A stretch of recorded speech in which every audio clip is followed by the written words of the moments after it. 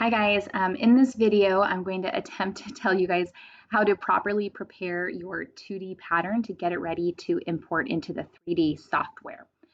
Um, I think the way I've kind of figured this out on the way to look at it is that the 2D software, it does a lot of really cool smart things. It's got some fold lines in it. It has all of our POM measurements, so you can change that chart.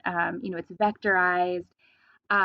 So it kind of reminds me of working in Illustrator, and when students design their artwork in Illustrator, they can save their .ai file, which sometimes can be a really large file. And so I'll also have them just save a JPEG, which is just kind of a screenshot of it, and it's a much smaller file, and it's easier to share or post in discussion boards. So I kind of have that mentality with working in Tuka Text. So our flat pattern here in Tuka Design, it's the smart file. It's got tons of vectors and everything. And before I bring it into 3D, I really want to simplify it as much as possible so 3D software can just worry about doing 3D stuff and not worry about all the POM measurements and all the vectors and stuff. Like that can just stay in the 2D. So what I'm going to do, I open up this file, and I want to leave this as a working file, maybe to come back to one day. But I think for 3D, just for the sake of getting started and everything, I'm going to copy these pieces. So I held down Shift and I copied them, and then you can go to Edit, Copy, or you can hit Control C. And then I'm going to go File, New, and I'm going to say Cancel. And then now I can say Edit, Paste, or hit Control V. Okay, so now I have my pattern pieces in this file, and I'm going to save it. File, Save As.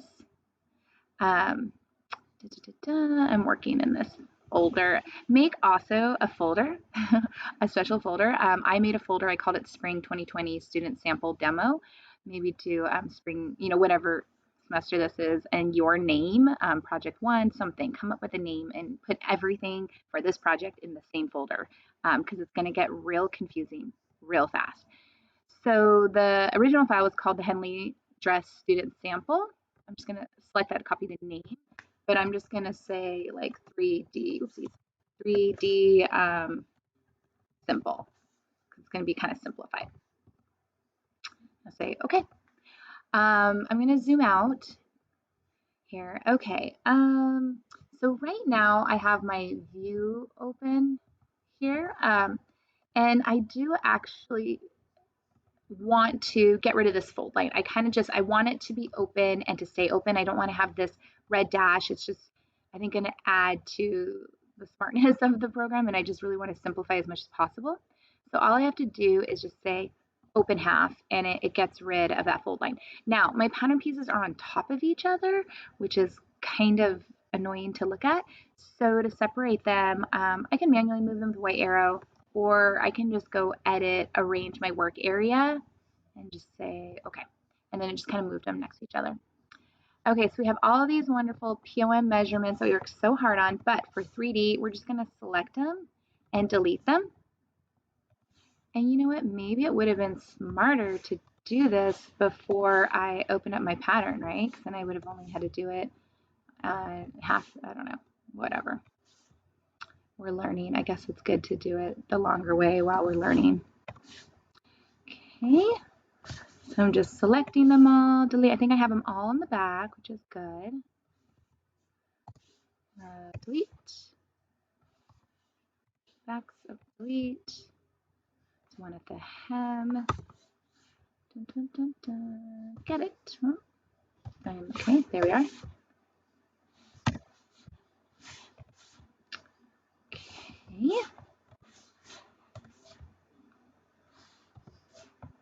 Delete. And again, I do have my original with all my POMs, so I can always go back and reference it if I need to. Okay, I think I got them all.